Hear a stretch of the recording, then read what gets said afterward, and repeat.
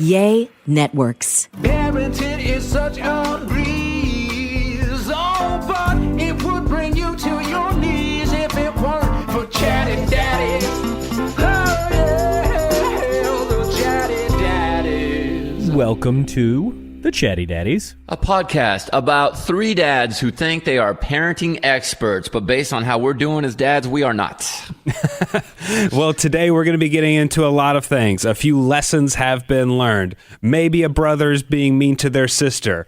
Are we overpaying for pictures? We're going to get into all of that and more. But first, I'd like to read a little bit of fan mail, if that's okay. Oh, let's do that. So you can always hit us up. All the ways to contact the Chatty Daddies are in the description of this podcast. And Eric sent us an email. He said, "Hey, fellas, I was listening to the Finish podcast," which is something that JC is also on.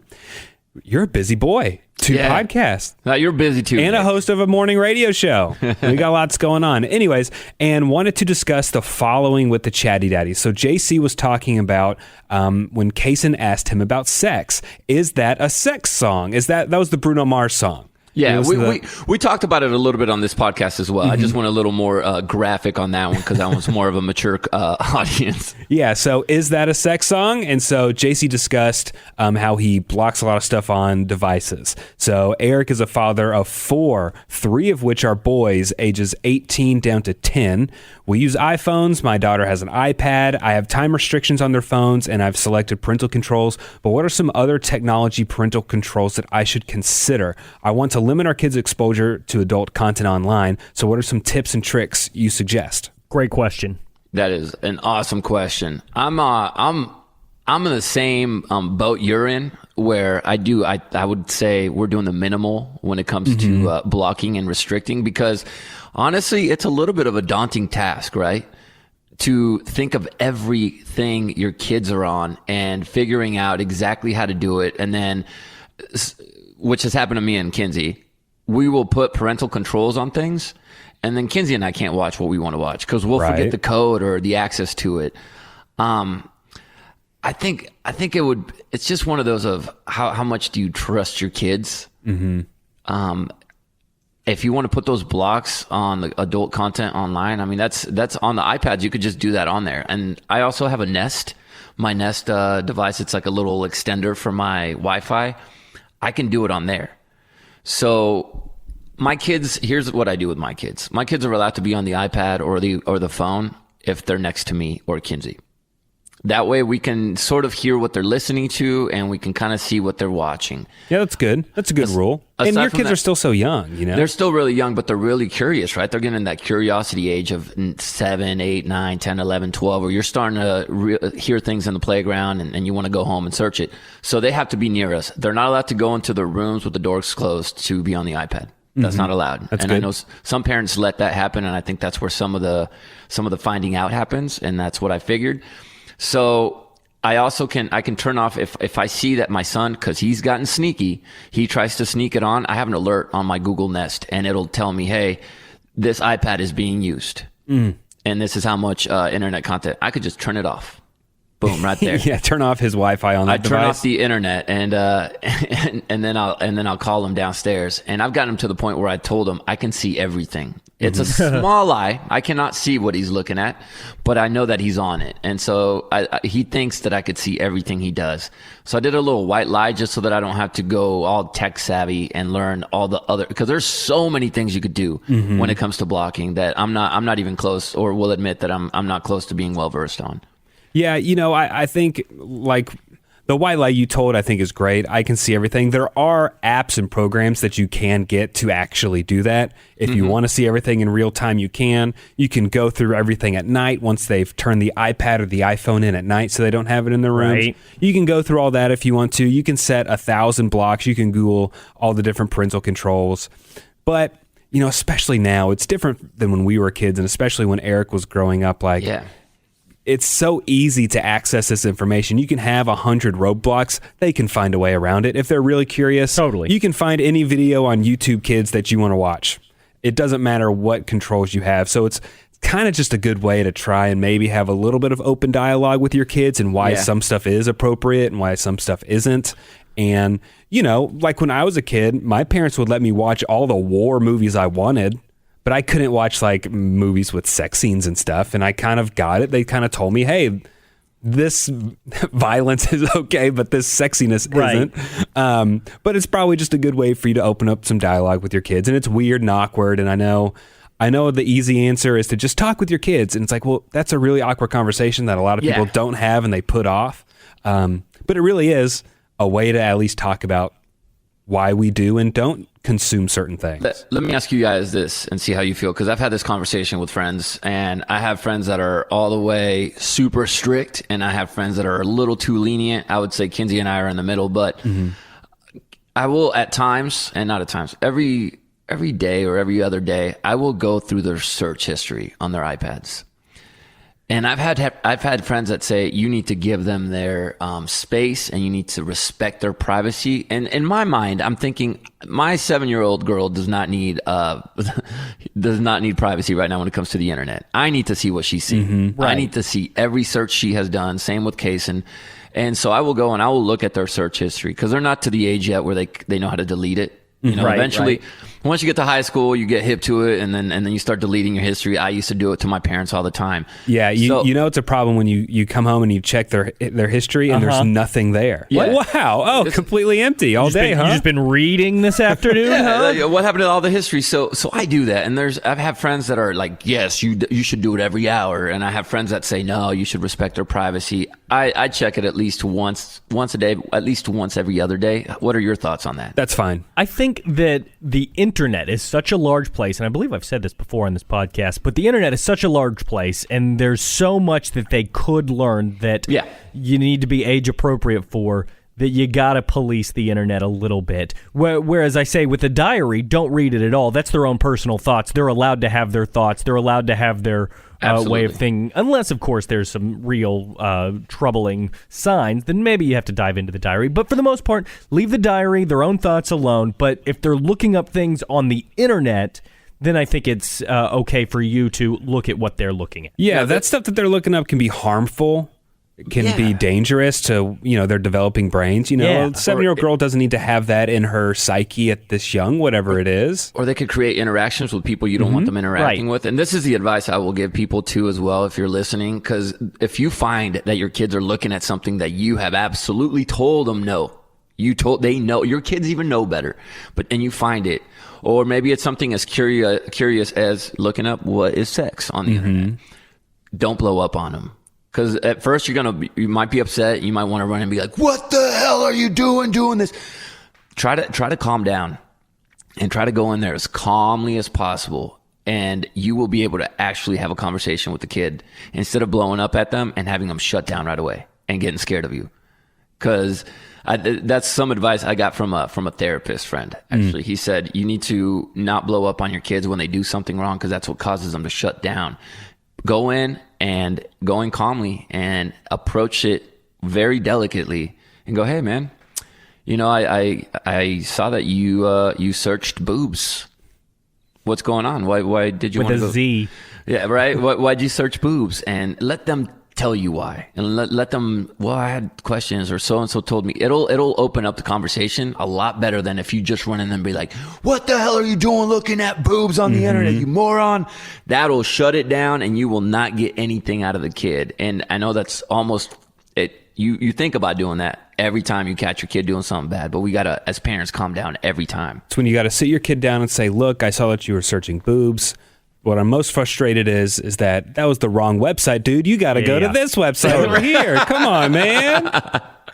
Trey, your kid's a little too young to be using most types of technology. He is. He's just only 7.5 months old right now, and he's been going to daycare, and we've got a pretty cool little day coming up. And I want to know your thoughts on Picture Day. I myself don't have any of the photos from my picture day. I think, like, back in school days, I couldn't care less about picture day. It wasn't my thing. But now, I'm pretty excited to get a couple of photos and overpay for sure for those. Sure. The one that I do have has not aged well. I am wearing my football uniform, and we were the rebels. Nice. So it didn't age very well. Sure, it's 2021, Trey. And so I'm like, oh, then maybe we don't display this one. But what do you guys have all of your kids' picture day photos, or did you guys go, this is way too much money for picture day? We take the bare minimum. Yeah. Because you have to have them, right? Yeah, I mean, you still want to take record and update your pictures on the wall and stuff. So we do get the bare minimum. We'll get one of the bigger size ones, but the wallet ones are a waste. Oh wait, Yeah. what are we doing in 2021? Like you said, Nate, we got phones, we got camera phones. Exactly. If you're gonna get it, just get the big one and scan it, and then you've got a copy of it. Yeah. You know how we can make some money, guys, is we need to start a photo company, right? For schools and all that crap for picture day, and sell their kids' pictures as NFTs. No one's buying that. No one's buying those. What do you mean nobody's buying that? It's 101, or if you want to get the grandparents in there, you can get 4 of 4, but there's only 4 available in the world of this picture, and only the close family members can get it, and you can sell it to them and make some monny. Dude, I think there could be some possibilities here. Hold on, Grandma, you got the blockchain so you can look at this picture of your grandkid? Uh-huh. You hadn't been able to figure out how to sign up to go get a vaccine yet, but you're going to jump on something with Ethereum and buy an NFT. Okay, so here's me before every picture day. Oh, my wife's running around trying to get their haircuts, trying to get their outfits look good. And I'm like, whatever. Who cares about picture day? Yeah, okay. And then I'm thinking, okay, these pictures are going to be $40, $50 to buy one picture that we might want. Great. And then you get the pictures and you want to buy every stinking picture that they give you because your kids are so cute and their smiles are so weird and awkward and they look kind of dumb and you just want to have them forever. And so that's what I do. Have you gotten good photos out of it, or did they not care? They're just click. We've gotten some good photos and some super awkward photos. My wife won't let me keep the awkward photos. No, I want the funny awkward photos. Those are the best ones. But to get her back for a second, if we're paying $40 for a stupid picture, it needs to be a good one. You're right. And we're not going to buy the full $200 package with all 10 pictures and everything. Don't need that.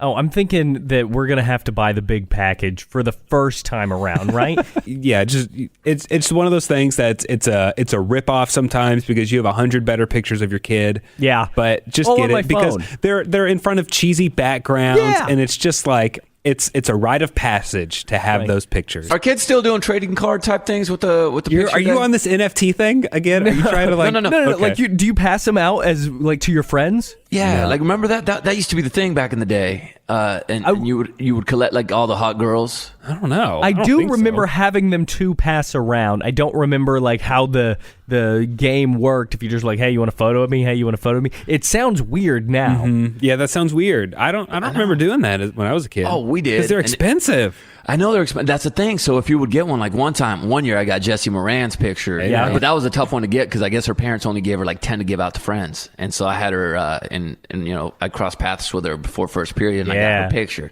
So I had a Jessie Moran, which was a very, very... a Jessie Moran rookie? It was a Jessie Moran rookie because she was a freshman. Okay. Yeah, she was a wow. freshman. Okay. It was a tough one to get. Yeah. Did you have to throw it away when it got all sticky? No, it was kind of It was kind of weird though. It was kind of weird though, man, because I had it in my wallet and I ended up getting a girlfriend and I forgot that I had that picture in there. And she definitely saw it. She's like, "Who's this girl?" Jessie had moved, and I was like, "Oh, that's a Jessie Moran one of one." I was on the game before all the NFT stuff started. Oh boy. Well, a few weeks ago, I had brought onto the show a bit called Stool Time. And so that is where I have a conversation with my 4.5-year-old son, Davis, just about anything while he's going potty. Things kind of took an interesting turn on this most recent episode, so please enjoy Stool Time. Does everybody know what time it is? Stool time! What did you just say? When you're sleeping, what happens? My pee-pee grows. It grows?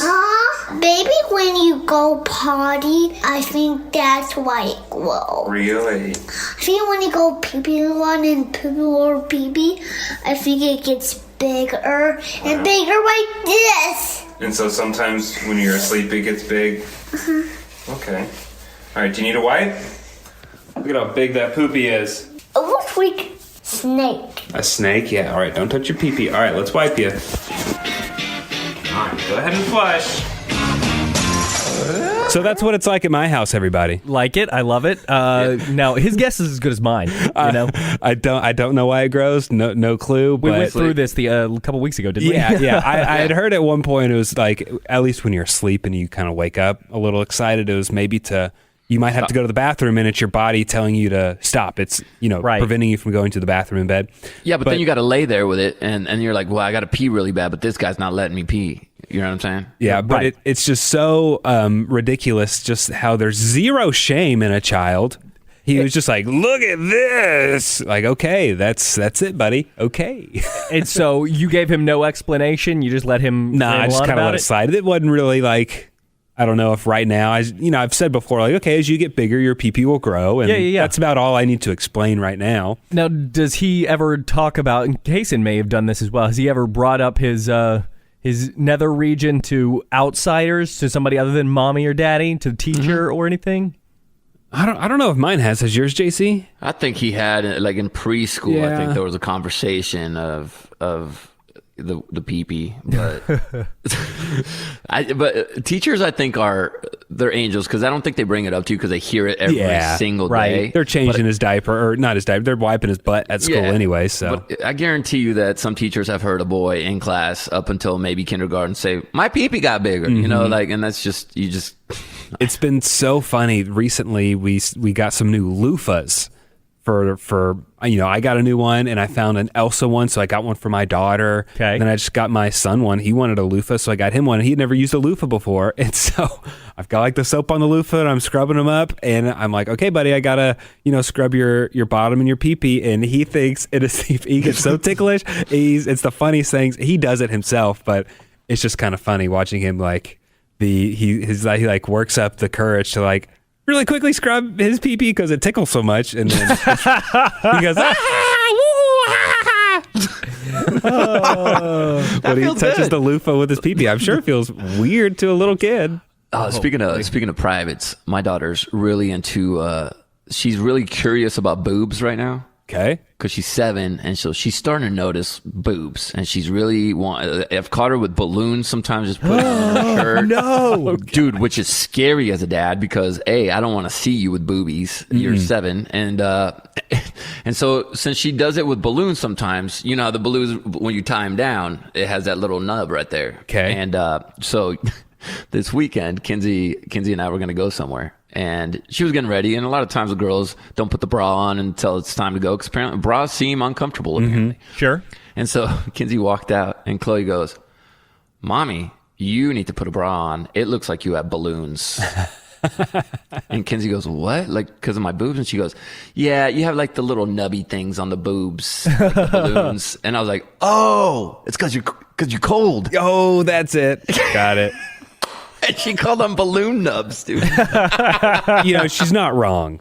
She's not. She's not wrong. That brings me to another interesting story from this week, and I learned a very valuable lesson, and it has to do with balloons. Oh, it does? What so happened? We went to an event. It's called a Touch a Truck, and that's where there's a big parking lot, and there's tons of different trucks. Firefighter trucks, police cars. There's some Jeeps. There was like a Jeep with a Jurassic Park logo on it. Sports cars. Lots of crazy things. Ambulances. And so they just pull up in a parking lot like at, Walmart? At the church? This one was at a church, but we've done somewhere it's like at the parking lot of a high school's football stadium and stuff. Yeah. And the community can come out. The kids can just climb around in like an ambulance and stuff. It's a lot of fun. Take pictures. And so right when we were walking in at the table to like check in, I don't know what it was, but just the entrance, they were handing out balloons. And so it was like, cool. My kids ran over and got the balloons, and they loved them. They were like, throwing them up, bouncing them around, holding on to them. They had them for about 20 seconds, and then they both handed them to me. And then I was stuck carrying 2 balloons on a windy day for like an hour. Yep. An entire hour holding these windy balloons. And so just a lesson, get the balloons at the end. You don't need them. Okay. You don't need them at the beginning. The kid's gonna want them at the beginning, but say we'll get them on the way out. Yep. Same with the fair, right? You go to the fair. You do the games last. Don't go down the midway until after you're done riding all the rides and grabbing your food. Yeah. How beat down? We've all seen that guy. He's lugging around some 50-foot tall King Kong gorilla on his back. Now he's got to lug that around all day long. All day. And another point with the balloons, if if you dare accidentally let go of the balloon at the beginning, and you already pay, because the balloon they at the fair, they charge you a lot. Or at Disney World, buy a Disney World balloon and see how much money that costs. And then the kid will let go of it within 5 seconds. And if you get it in the beginning of the day, your day is ruined. Because I'm not buying you another $15 balloon. It's gone for life. And here's the frustrating part. On top of all that, they finally get their balloons when they're headed back to the car. We put them in the trunk of the car so they're not like floating around while I'm driving. They didn't ask for them a single time the rest of the day. We got home. They didn't care to have them when we got out of the car. They didn't play with them when they got home. They're still in the trunk of my car. They don't care.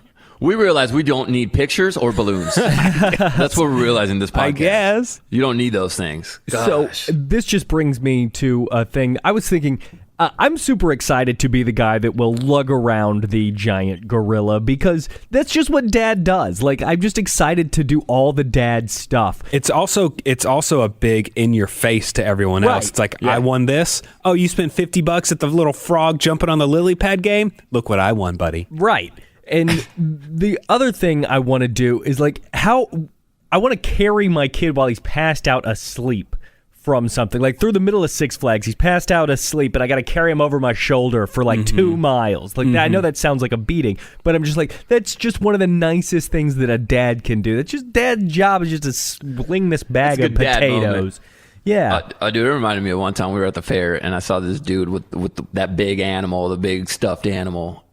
And I knew him, so I was like, hey, dude, you won that? Because I've never won anything that big. I've won like the little ones. I've won a couple times.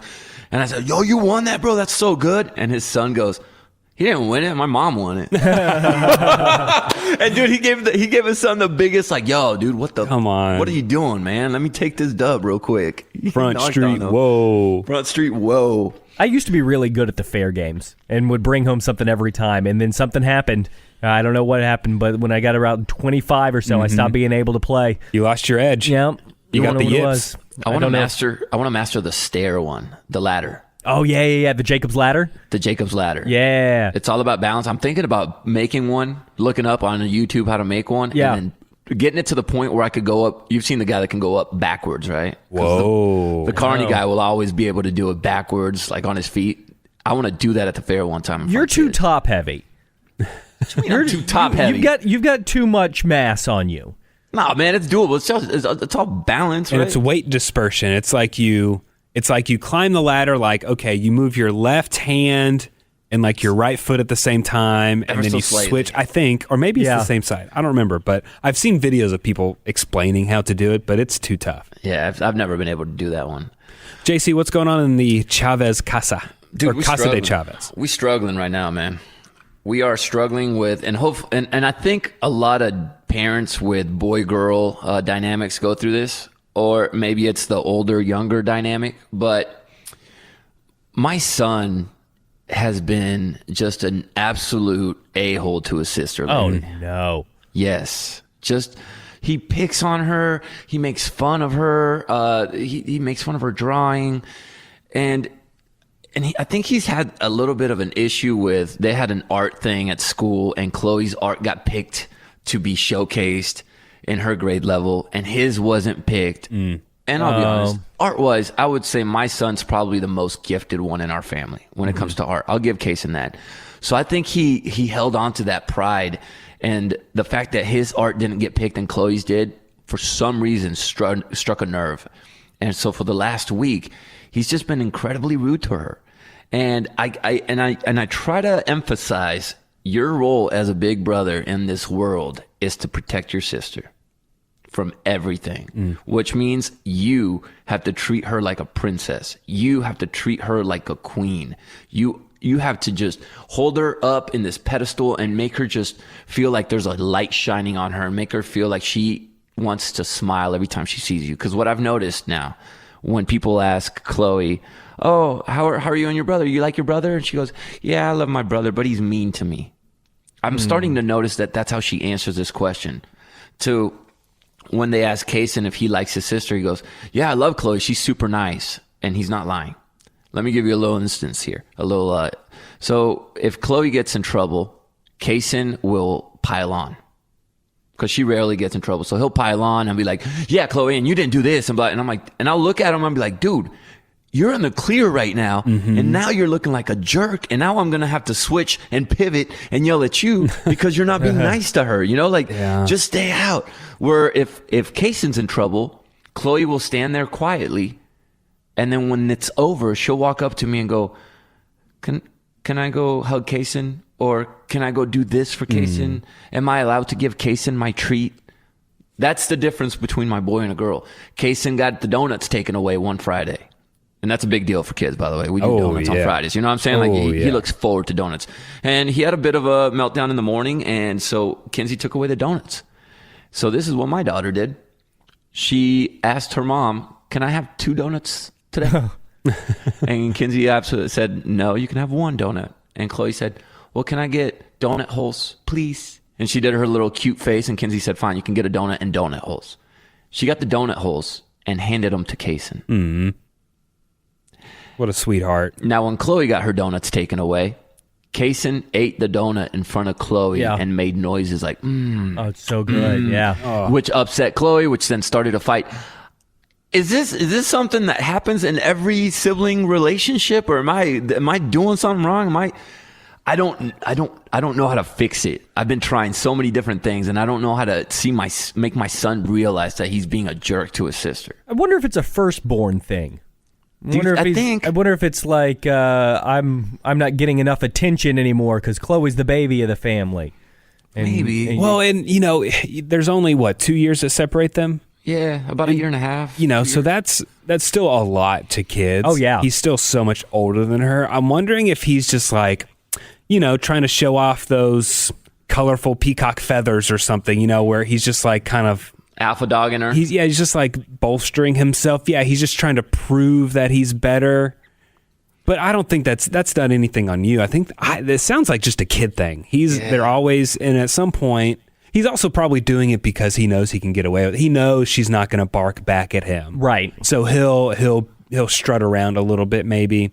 I think it's just a sibling thing. Eventually she'll start, taking some swings at him verbally, and what about go with down. You and your sibling, Nick? You have a brother that's older. Did he ever pile on to you when you got in trouble? How was your relationship? Yeah, okay. For sure. If I would get upset or heated, he would probably pile on a little bit too. But I was also the one doing stuff wrong the most. Yeah. You were egging him on. Yeah, he was probably the better, well-behaved kid. So the roles were probably kind of reversed between my brother and your kids. I remember I used to go and give my mom a foot massage if my sister was doing something bad. So I wasn't like purposely trying to be like, no, Mom, you should be more mad at her. She did things wrong. But I would go and give her a foot massage to make myself look better in the moment. Mm-hmm. See, that's smart. See, that's what you should do. You should try to, ease it in there. I do have a younger sister, but I'm 12 years older than my sister. Right. And thinking back, I was a little bit of an a-hole to her. Because, I'm 12 years old and she's a baby. Or then I turned 14 and 15 and she's like 3 and 4. Yeah. And I remember I used to think it was hilarious that I would tickle her and she would fart every time. So if a friend came over and she'd be walking by, I'd just be like, come here, Alexa. And I'd hold her down and I'd start tickling her until she farted. But I think that's just because I was just trying to be cool in front of my friend. I don't think I was just trying to ruin her life. I wouldn't put all of your eggs in the I'm doing this wrong basket. I think this is just a sibling thing. They'll figure it out. Now you still got to get on to Kaysen about not being a jerk to his sister. Yeah. So stay on that, but it's just something that's going to happen. But you know what? If they were out on the playground and a kid says something to Chloe, he'll stand up for her. He has in the past. So he'll still do that. It's kind of like one of those things where it's like, I can say it because it's my family, but if you say the same thing, I'm going to come after you, sort of thing. Like, I'll call my sister stupid, but if you call her stupid, we have a problem. Right. I bet he'll still stick up for her in that way.